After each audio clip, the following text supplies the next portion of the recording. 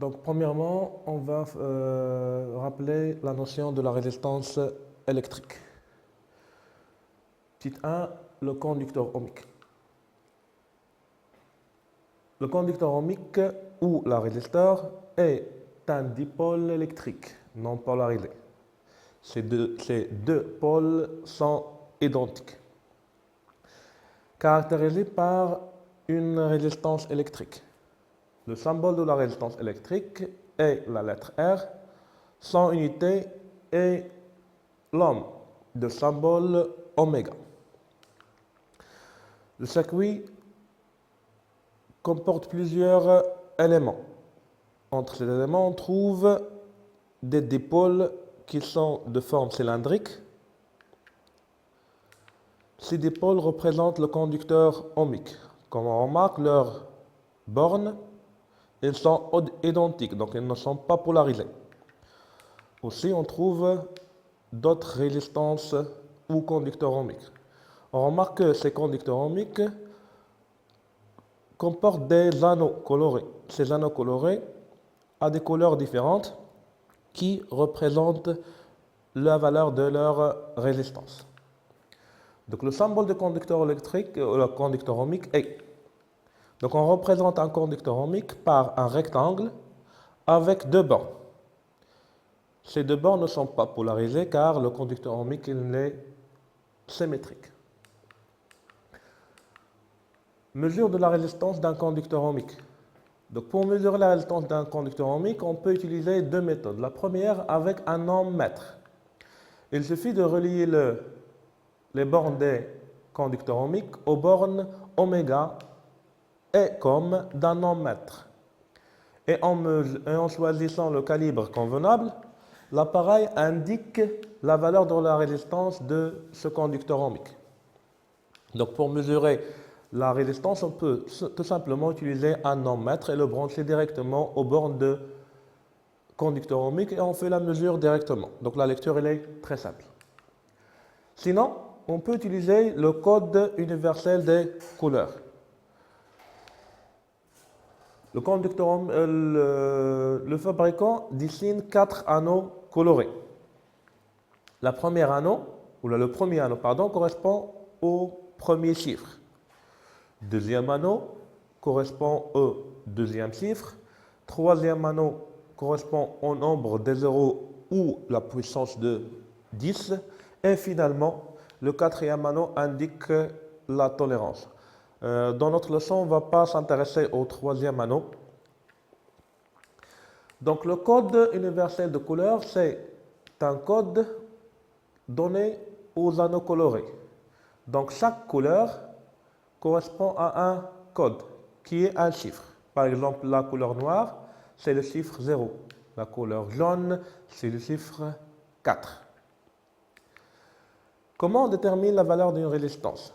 Donc on va déterminer la valeur sur des exemples. Le premier exemple, un conducteur ohmique qui comporte 4 anneaux. La première, elle est bleue, deuxième jaune, deuxième rouge. Et la quatrième, c'est l'anneau de la tolérance. Donc, la couleur bleue, la couleur jaune et la couleur rouge. Le bleu, c'est le chiffre 6. La couleur bleue correspond au chiffre 6. Donc, on va noter 6. Jaune, le chiffre 4. Et le rouge, c'est le chiffre 2, mais on va le remplacer par 2 zéros. 2, donc on obtient 2 zéros. Et finalement, l'unité, c'est ohm. Donc la valeur de la résistance, c'est 6400 ohms. On va la convertir en kilo-ohms. En divisant 6400 ohms par 1000, on obtient 6,4 kilo-ohms. Donc la résistance de ce conducteur ohmique est de la valeur de 6,4 kilo-ohms. Deuxième exemple. On a un conducteur ohmique à 3 anneaux ou 4 anneaux, pardon. La première, elle est marron. Deuxième, elle est grise. La troisième, elle est orange. Donc la valeur de la résistance, le marron correspond au chiffre 1. Donc on écrit 1. La couleur grise correspond au chiffre 8, donc on va écrire 8. Et finalement, l'orange correspond au chiffre 3. Mais on ne va pas écrire le chiffre 3, on va remplacer le chiffre 3 par 3 zéros. Donc la valeur, c'est 18 000 et l'unité ohm. En convertissant 18 000 ohms en kilo-ohms, on obtient la valeur 18 kilo-ohms. Donc le deuxième conducteur, sa résistance est de 18 kilo-ohms.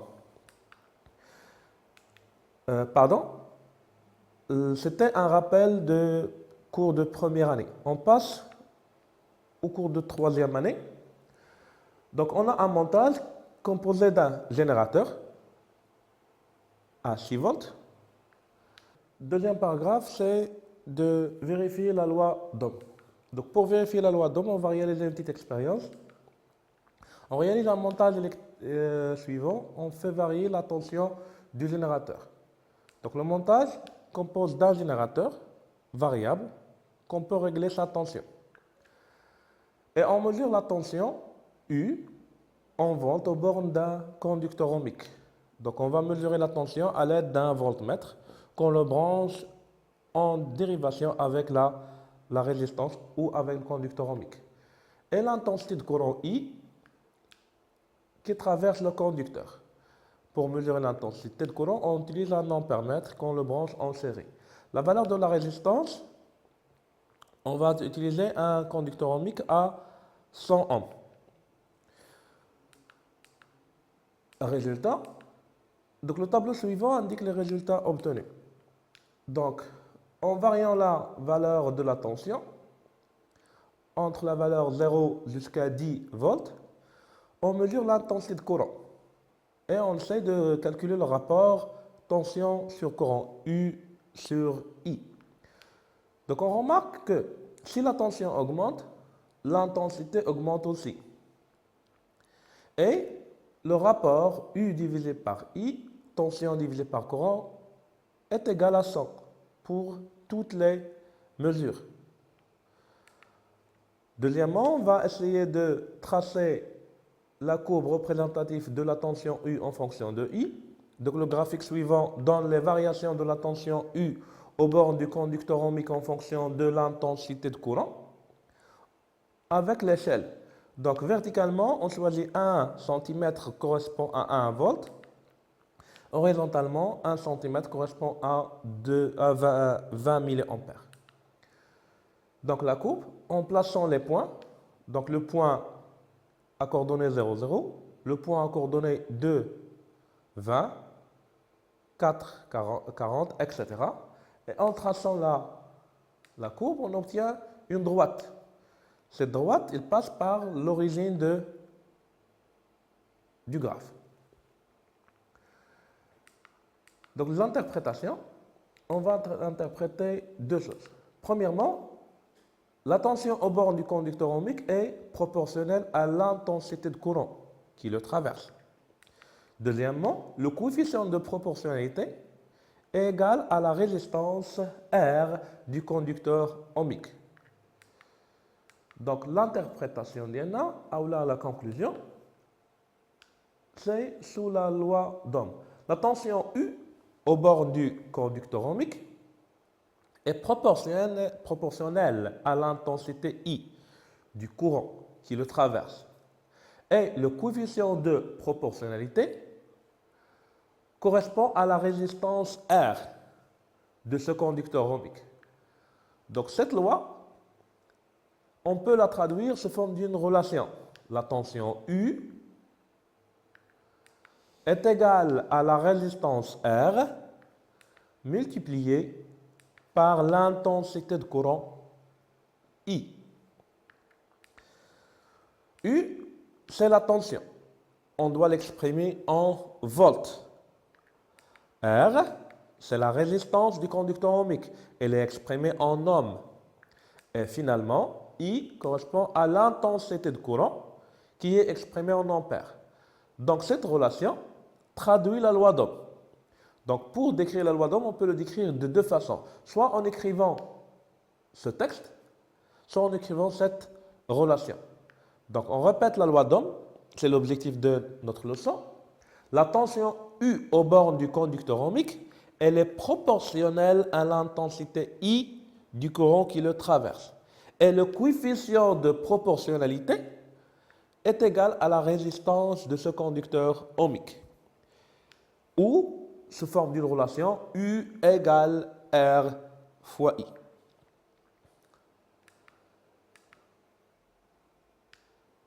Quatrième paragraphe, c'est la caractéristique d'un conducteur ohmique. C'est quoi la caractéristique d'un conducteur ohmique? Donc la caractéristique d'un conducteur ohmique, c'est la courbe de variation de la tension U aux bornes de ce conducteur ohmique en fonction de l'intensité du courant I qui le traverse. Donc la caractéristique, c'est une courbe qui représente la variation de la tension U en fonction de l'intensité I. On obtient une droite qui passe par l'origine. Donc toujours la caractéristique du conducteur ohmique, c'est une droite qui passe par l'origine. Et la tension I est une fonction linéaire de l'intensité de courant. Donc pour la représenter, on a l'axe vertical qui représente la tension U, l'axe horizontal qui représente l'intensité I. Donc la variation de la tension U en fonction de I se fait d'une façon linéaire en suivant une droite. En prenant un point de cette droite et on détermine ses coordonnées, on obtient la valeur de la tension I et la valeur de la tension la valeur de la tension U et la valeur de l'intensité I.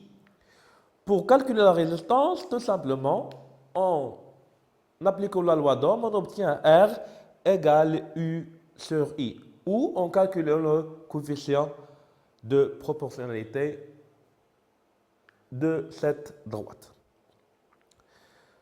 Donc, une petite application, ou deux petites applications sur la loi d'Ohm, sous forme de deux exercices. Le premier exercice. La tension aux bornes d'un conducteur ohmique est U égale 2,4 volts. L'intensité de courant qui le traverse est de 40 milliampères. On va essayer de répondre aux deux questions. La première, calculer la résistance de ce conducteur ohmique. Deuxième question, calculer la tension aux bornes du conducteur ohmique si l'intensité de courant est de 200 milliampères. Donc, pour répondre à ces deux questions, on va essayer d'appliquer la loi d'Ohm. Donc, la première question, en calculant la résistance du conducteur ohmique.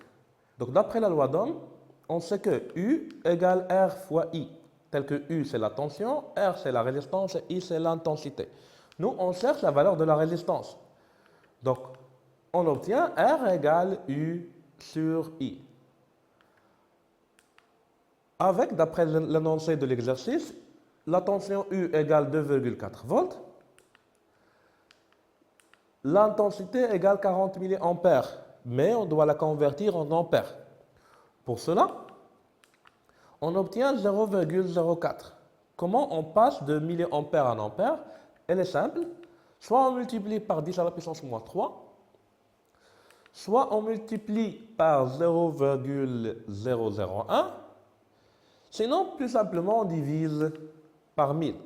Donc, pour passer de 40 milliampères à 0,04 ampères, tout simplement, on divise par 1000. 40 divisé par 1000 nous donne 0,04 ampères.